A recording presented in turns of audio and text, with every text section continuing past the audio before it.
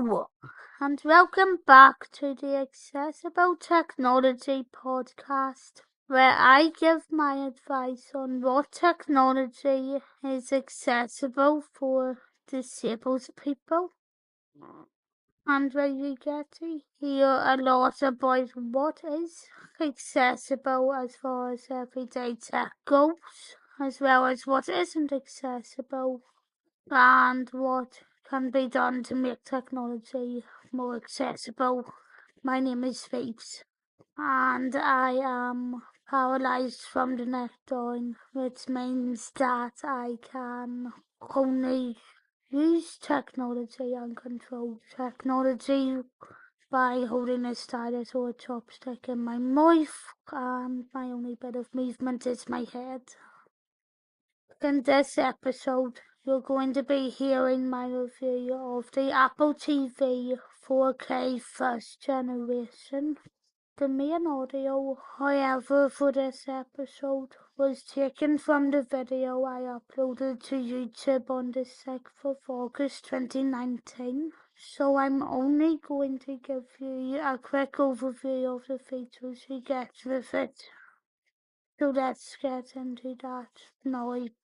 But first of all, I would also just like to mention that this podcast is available to listen to on Apple Podcasts, Amazon Music, Audible, and Spotify. So if you would like hearing anything more or following our sharing, then please consider giving it a follow and sharing it on whatever you're listening to it on, and even giving it a review. So, some notes about the Apple TV 4K first generation. The Apple TV 4K first generation was first introduced in 2017, with 4 different models of Apple's TV box having come out before that, starting with the first Apple TV, which was first launched in 2007. The first generation of the Apple TV 4K is available in only one colour, which is black, similar to the historical engineers. Obviously, Apple like copying their attitude towards things. Yes, not thinking about anyone in particular, Victorians. But they do give you a bit more choice when it comes to storage capacity, with a choice between 32 gigabytes or 64 gigabytes, and you can also use Bluetooth on it or connect any Bluetooth controllers you have lying around. It is currently available for between £75 to £99 from some sellers, compared to £149 for the Wi-Fi version of the current generation, or £169 for the Wi-Fi version of the current gen with Ethernet. But now that I've given you all of those details, let's get straight into the review.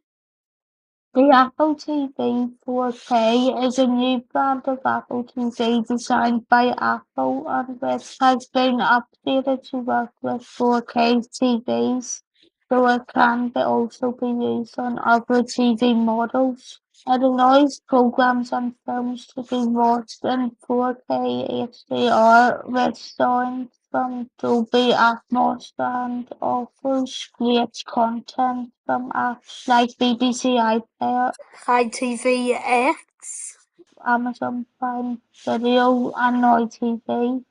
This level of 4K gives a crisper image using 4 times more pixels than standard HD, and a high dynamic range HDR delivers brighter, more realistic colors and greater detail.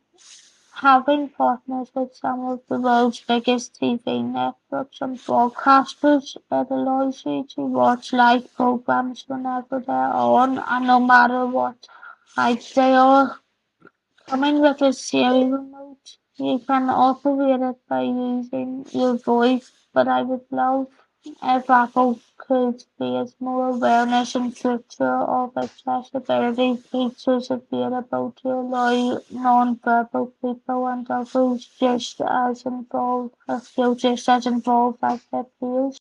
When you first get your Apple TV 4K, you will see that it comes in a black box with the Apple TV 4K Siri remote, which has a glass top trackpad which can be easily used to track and tap. A power lead, a USB Lightning cable and documentation. You can use your Apple TV for playing games which you get by downloading them off the App Store and playing them by using the stereo mode, but also through the Apple TV game controller, sold separately or by mirroring them from your iPad or other devices to it via Bluetooth. However, you could also use the Apple TV Remote app, which is a free download on iPhone and iPad, which is how I operate most of mine. There's not much more to say about the Apple TV other than what has been said already, but I do still think it's a good option to buy if you want an Apple-based TV system. Its accessibility features include voiceover, zoom, increased contrast, reduced motion, closed captions, and SD8 support, audio descriptions, Siri and dictation, and switch control. These can all be set up and added via the Settings app. But anyway, what do you think about the Apple TV 4K first generation? Are you tempted to buy it instead of some of the more expensive models that are out now and that have just newly been released? And if you have anyone who is physically disabled or non-disabled kids in your house, does the Bluetooth gaming and wireless controller option sell it to you as a cheap gaming system instead of having to buy the latest Xbox, the latest PlayStation, or the latest Switch? I remember when I first got mine, I actually got quite a lot of gaming experience from it by mirroring the game that I was playing on my iPad so that it would screen off my TV. And especially when you consider that accessible gaming has only really started to advance since 2018.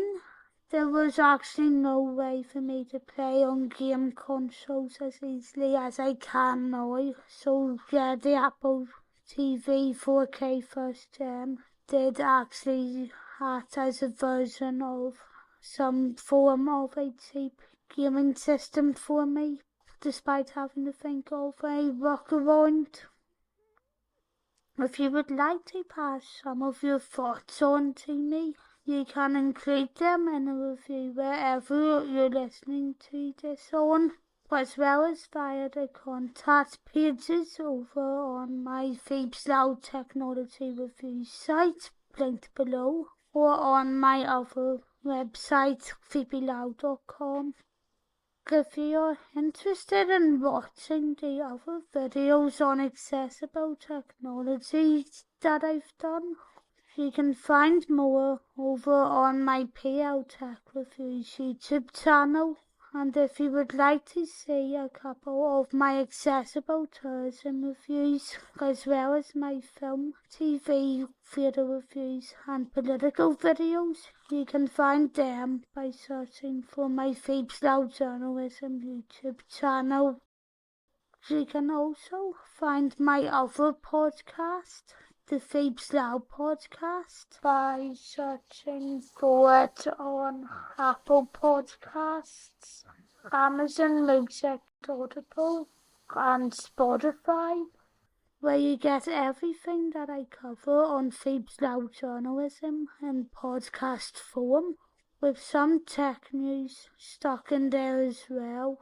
However, if commenting on a website or a video isn't something you would be up to, you can also support the podcast by going over to the Phoebe's Loud Buy Me a Coffee page, where you will have the option to give me a one-time donation or to check out other bits of exclusive content that won't be part of the actual podcast, as well as checking out various other things that I plan to upload in a store version at some point in the future. Or of course you can support me by going over to any of my socials, which are at Phoebe's Lyle on Twitter or X, and the real Phoebe's Lyle over on Instagram. But anyway, that's all for now. So the next episode that comes out will be a review of the iPhone X, which some of you might remember having after it came out in 2017. And after that, we'll be getting into reviews of gaming consoles, starting with a Minecraft edition of the Xbox One S.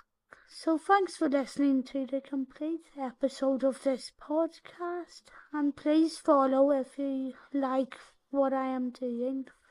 I plan to update this podcast twice a week until the 12th of August 2023, although that could all change before then and after then, and I'm really not sure what sort of a schedule I'm going to go with at the minute, but yeah, it should be at least one episode a week, so we'll just see how fast everything gets out together, and maybe if it does come out more quickly, I can fit in some recent tech news as well, or whatever tech news is going on into the podcast as well, but we'll just see how we go.